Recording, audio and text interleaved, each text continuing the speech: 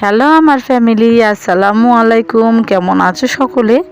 I hope তোমরা সকলে অনেক ভালো আছো। আলহামদুলিল্লাহ, আমি আমার ফ্যামিলি সকলে খুবই ভালো আছি। আজকে সকালবেলা ঘাট দিয়ে শুরু করলাম, মুখ ধোয়া দিয়ে শুরু করলাম, কারণ আমি খুব হুটপাটের মধ্যে আছি। কারণ আমি যাব মেজবুবুদের বাড়ি। আমার মেজবুবু আমাকে আজকে দাওয়াত করেছে, তার কিছু আর কি কাজ করার আছে। আর আমার একটু অনেক দিন ধরে দেখিনি, সুইটিকে দেখিনি, আরশিয়াকে দেখিনি, হাবিবকে দেখিনি। তাই আর কি ভাবলাম যে একদিন গেলে সব কাজগুলো একসঙ্গে সারা যাবে।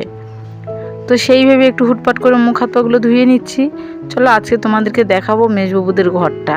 তো সবার কাছে রিকোয়েস্ট করছি ভিডিওটা পুরোপুরি দেখবে, কেউ প্লিজ স্কিপ করে চলে যেও না।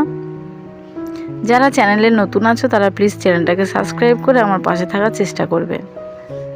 আচ্ছা, চলে এসেছি মেজবুবুদের ঘরে। আমার মেজো জামাইবাবু আর কি, উনি আটা মাখিয়ে দিচ্ছে। আর মেজবুবুদের ঘরের সামনে কতগুলো করে পানি জমেছে দেখো। আর ও যে রান্না বান্না জোগাড় করছে, আমি বললাম তুই রান্না কর, তাহলে আমি আর দুলাভাই গিয়ে ওপারে কাজকামগুলো একটু এগিয়ে দিই তোকে বলে। ওর ঘরে কিছু পেপার মারতে বাকি ছিল, যেমন আমাদের ঘরে তোমরা দেখেছো আমি পেপার মেরে তারপরে রঙিন পেপার মেরেছিলাম। তো ওর ঘরে ও কিছুটা পেপার, ও আমার মেজো দুলাভাই আর আমার মেজো বুবুর মেয়ে মানে আমার সুইটি, ওরা দুজনে মিলে কিছুটা মেরে নিয়েছিল, বেশিরভাগটা। অল্প একটু বাকি ছিল, তো আমাকে বললো ছোটো তুই একটু এটা মেরে দিবি। আমি বলি হ্যাঁ, কেন দেবো না, বলে আমি সে কাজটা করতে ব্যস্ত হয়ে গেছি। দুলাভাই একা আনলাটা সরাতে পারছিল না, তা ভাবলাম আমিও একটু হাত দিই। দিয়ে দুলাভাই আমি মিলে আনলাটা সরিয়ে দিলাম। দিয়ে এপারে চলে এসেছি পেপারটা মারতে, দেখতে পাচ্ছ। তো আমি কিন্তু আগে পেপার মারবো, তারপর যেহেতু ওরা এখনও রঙিন পেপার কিনেনি, রঙিন পেপার যখন কিনবে তখন এসে আবার আমি রঙিন পেপারটা মেরে দিয়ে যাব। এখন আপাতত খবরের কাগজ মেরে দিলাম। তো দেখো বন্ধুরা, আমি কিন্তু তোমাদেরকে একটা কথা বলি, আজকে যে মেজবুবুদের বাড়ি এসেছি না, মেজবুবুর সঙ্গে আমার মানে আমার বড় বোনজি যেটা আছে সুইটির সঙ্গে কিন্তু আমার সম্পর্কটা একটু অন্যরকম। এই দেখতে পাচ্ছ, ওকে কিন্তু কেউ বলবে না যে ও আমার মানে মেজো বোনের মেয়ে। সব মানে ওকে আমি যে ওর মাসি সেটা কিন্তু বোঝা যায় না। আর এই যে পুচকোটা দেখতে পাচ্ছ, বিশাল দুষ্টু। ও এরকমই শান্ত, ক্যামেরার দিকে তাকিয়ে থাকে, কিন্তু প্রচুর পরিমাণে দুষ্টু। আর ওর দেখলে না হাজার কষ্টের মধ্যেও মনটা অনেকটাই ভালো হয়ে যায়। প্রচুর পরিমাণে হাসে যেন। উকি মেরে আবার দেখে নিল যে আন্টি আমার ফোনটা কোথায় লাগিয়ে রেখে দিয়েছে। দেখো মুখটা দেখো কত মায়াবী। তো ওরা আর কি ক্যামেরার দিকে তাকিয়েছিল। আর সুইটির সঙ্গে সম্পর্কটা আমার ঠিক অন্য রকম। দুজন এতই ঝগড়া করি আর এত মিল। ও কিন্তু ওর মায়ের সামনে কখনো আমার পিছনে লাগে না, মায়ের আড়ালে গেলে আমার পিছনে কন্টিনিউভাবে লাগবে। আর আমি তো আমি সারাক্ষণ ওর পিছনে লাগতেই থাকি। খুবই ভালো লাগে ওর সঙ্গে আমার সম্পর্কটা, বলছি বারবার, একই অন্য রকম। মাসি আর বোনঝির সম্পর্কটা ঠিক সেরকমই নয়।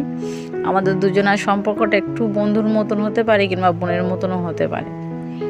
তো দেখো আমি এপারে খবরের কাগজ যতটুকু ছিল, ওর খবরের কাগজ বেশি নেই, কিন্তু তারপরেও আমাকে বললো যে অনেক খবরের কাগজ আছে, তুই এসে মেরে দিবি। তো গিয়ে দেখলাম অল্প খবরের কাগজ, তার যতটুকু আছে বলি ততটুকুই মেরে দিই। এক্সট্রা খবরের কাগজ আর নষ্ট করে কোনো লাভ নেই, যা আছে তাই মেরে দেব বলে আমি এপারে খবরের কাগজ মারছি। ছোটু, শিরিন, তারপরে আমাদের সুইটি, তারপর আরশিয়া, ওরা সব কজন ওই পারে খেলা করছে। হঠাৎ করে আমার ছোটো বাবুর জেদ হলো যে আমি মেজো আন্টির কোলে উঠবো। তা ওর মেজো আন্টি একটুখানির জন্য কোলে নিল। খবরের কাগজগুলো যখনই মারছি তখন আমার দুলাভাই এসে, আমার দুলাভাইয়ের সঙ্গে আর কি আমার কথা হচ্ছিলো। দুলাভাইয়ের সঙ্গে একটু ইয়ার্কিটাটা মারছিলাম আর কাজ করছিলাম। আর সুইটি তো আমার পিছনে ছাড়িনি, সুইটির সঙ্গে ওই ইয়ার্কিটাটা হচ্ছে। এই করতে করতে আর কি সারাদিনটা কেটে গেছে। মা হঠাৎ করে ফোন করে বলছে, কী রে তুই আমাদের এখানে আসবি না? মায়ের বাড়িতে আর মেজবুবুদের বাড়িটা খুব একটা হেরফের নয়। আর আমি যেহেতু গিয়েছি আজকে স্পেশালভাবে মেজবুবুদের ঘরে, তো মাকে বললাম বিকেলবেলার দিকে কিংবা সন্ধ্যেবেলার দিকে যাব। তো এখানে যেহেতু আটাটা মাখিয়ে কাজ করেছিলাম, আর বাচ্চারা আছে এখানে, চারটে বাচ্চা আছে, জায়গাটা পরিষ্কার পরিচ্ছন্ন করে দিলেই ভালো। তো আমি বললাম যে আমি ঘরটা এই জায়গাটায় আটা আছে, এই জায়গাটা একটু মুছে দিই বলে ওই জায়গাটা একটু মুছে দিলাম। দিয়ে আর কি এবারে আবার আনলাটা আমি আর দুলাভাই ঠিক করতে চলে গেলাম। দুলাভাইকে বললাম যে তুমি আনলাটা না সরালে আমি কিন্তু ঘরটা ঝাঁট দিতে পারবো না, তুমি একটু প্লিজ আমাকে সরিয়ে দেবে। দুলাভাই আবার কি করলো, আমার সঙ্গে ওটা আবার সরিয়ে দেওয়ার চেষ্টা করছে। আর তার মাঝখানে আমার ছোটোর অবস্থা দেখো, ও বারবার শুধু যাচ্ছে আর এটাই বলছে, মাম্মা তুমি আমাকে একদম ভালোবাসো না, জানো মাম্মা তুমি আমাকে একদম ভালোবাসো না। আমার মেয়ে যখনই রেগে যায় তখনই আমার মেয়ের একটাই কথা হয় যে মাম্মা তুমি আমাকে একদমই ভালোবাসো না, কেউ আমাকে একদমই ভালোবাসে না, এই রকমই কথাগুলো বলতে থাকে। আমি যখন এডিট করছি তখন ছোটোবাবু বড়োবাবু কিন্তু আমার পাশেই আছে, ওরা কথা বলছে, বুঝতে পারছো। আর এদিকে দেখো আমি আলনার তলায় মানে শুয়ে পড়ে আলনা ঠিক করছি, এরকমই ব্যাপার। তো দেখো আমার কিন্তু প্রায় মানে হয়ে এসছে, আর পুট করে দেখতে পেলাম জানলার এটা খুলে গেল। তো আমার এটা গুছানো হয়ে গেল, আলনাটা সরানো হয়ে গেল।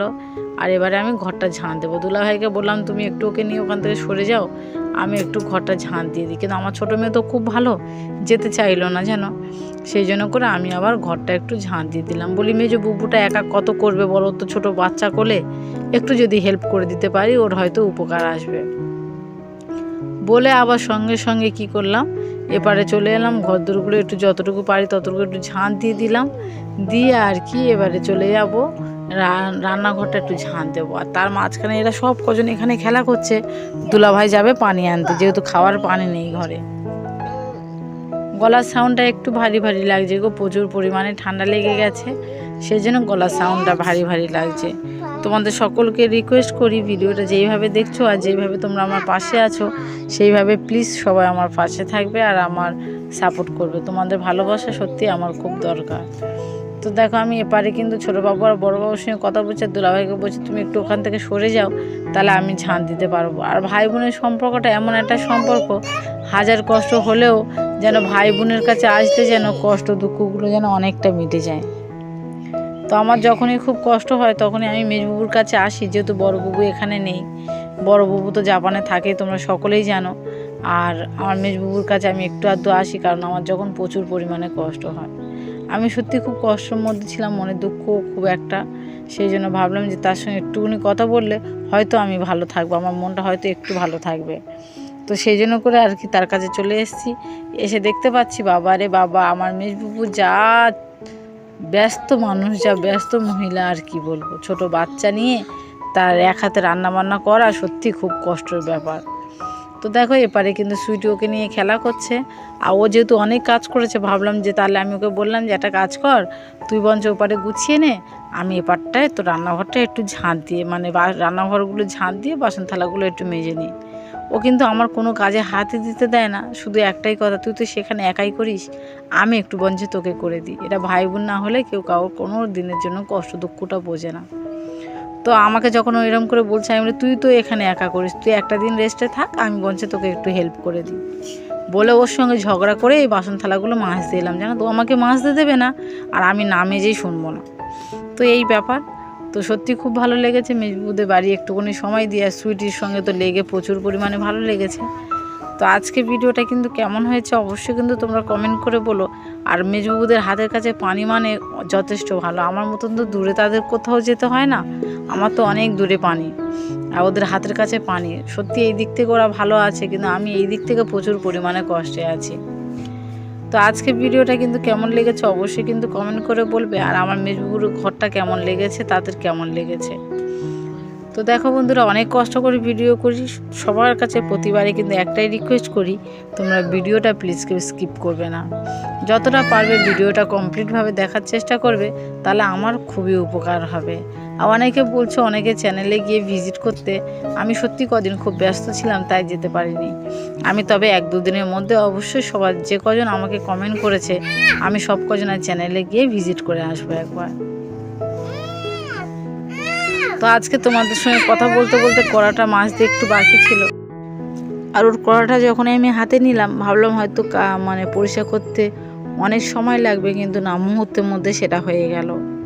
আর সত্যি কথা বলতে আমরা মেয়েরা চাইলে কোনটা না পারি, কিন্তু আমরা মেয়েরা যারা সবসময় কাজ করে অভ্যস্ত আছি তারা কি কোথাও গিয়ে শান্তিতে থাকতে পারি না, কাজ করার জন্য মনটা ছটফট করে, তাই নাকি? আমারও সেম একই জিনিস, যেন আমি যেহেতু সারাদিন সংসারে কাজকাম করি, কোথাও গিয়ে 5 মিনিট রেস্টে থাকতে পারি না, থাকলে যেন মনে হয় এই বুঝি দমটা বেরিয়ে এলো। সেই জন্য করে মানুষের অভ্যেসটা মানুষের সব থেকে বড় ইম্পর্টেন্ট জিনিস।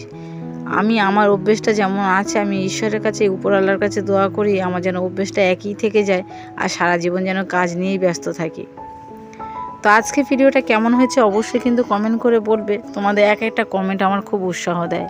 সবাই সুস্থ থাকবেন, ভালো থাকবেন। খুদা হাফিজ।